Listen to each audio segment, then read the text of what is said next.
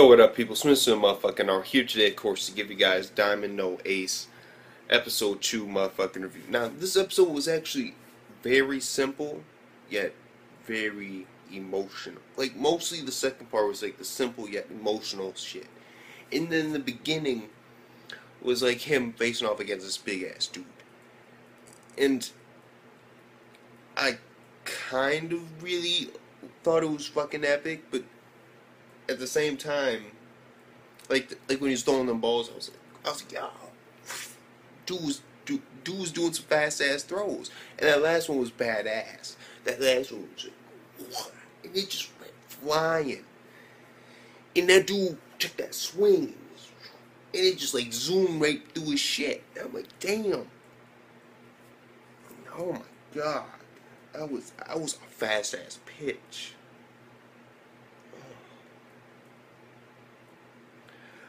But it's basically, the beginning part is him having so much fun in testing out his strength with this full ball on the mound, and him basically, his catcher is realizing like all this stuff about him that of course this lady is seeing in him, and he's like, whoa, this dude's really good. And according to how he does it, like Eijun is starting to learn about like the fundamentals of like the catcher and the pitcher, about how he tells him where to throw the ball, and then it's the pitcher's job to throw it there. And he's even showing Eijun, oh fuck, not Eijun, it's like Eijun for some reason. E-I is like Eijun. Anyway, and he's like realizing exactly what he's doing. Like when he first threw it, he was like, shoo, and the dude didn't even react to it. He didn't know what was going on. And he caught it, and then he just moved a little bit over to the left. And when he did that and he threw it, he noticed that even though the dude hit it, it went right out into the right field because of the different positioning that he was in. And so it's starting to get like technical in Eijun. I can't stop saying Eijun. Fuck. Eijun. Or Eijun. Yeah, Eijun is basically going through like this whole like really high excitement thing. And in the end, when he does that, he's just like, yes, like, whoa. And when he goes back to Tokyo, this is when like the second part happens.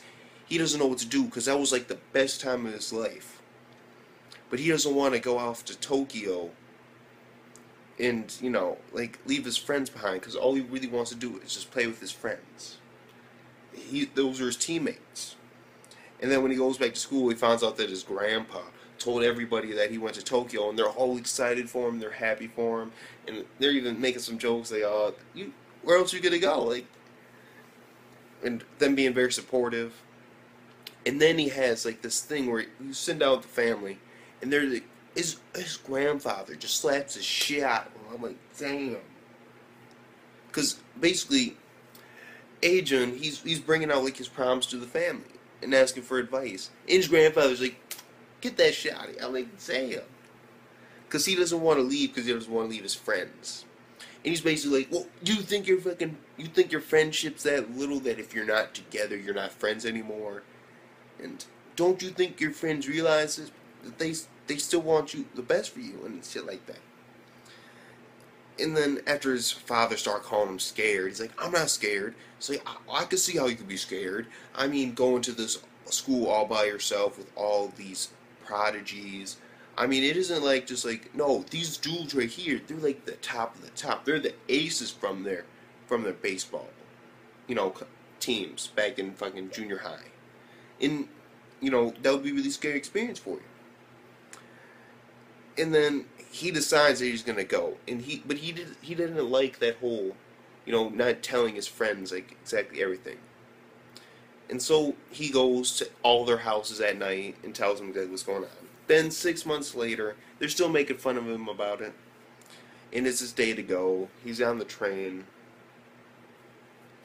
and as they're wishing him goodbye, his catcher just breaks out crying, and then they all break out crying, and it's like this really emotional scene where they're like, I'm sorry, I've been holding you back, and you've been leading this team, and even in all the things you do, like even when they messed up and didn't do things right, he would just cheer him on anyway.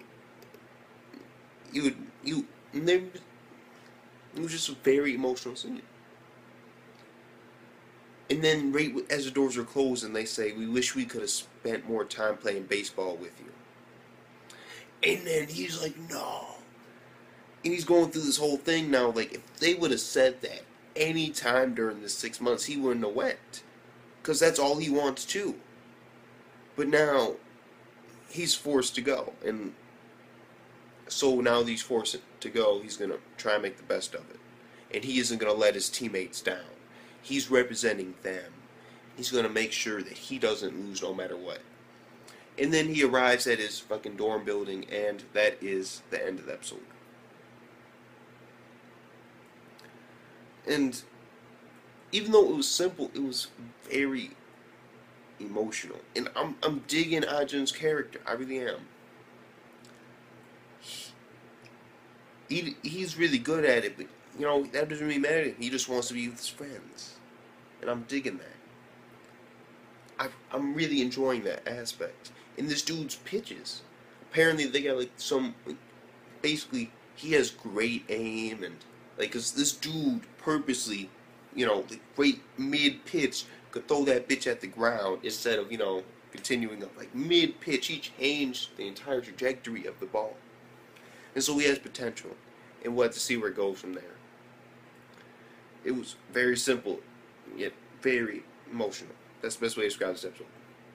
And overall, I'll give it 9 out of 10. It was a solid, good episode. It had emotion. It had, you know, some nice pitches. I'm wondering, like, oh, I mean, I'm not even really into baseball. Baseball isn't really my sport. But I don't know if I get. I'm digging this dude's character. I am. And I want to see what happens next. I really do. So with that being said, Smith's to my fucking heart. This episode gets a 9 out of 10. It was good. So peace the fuck out.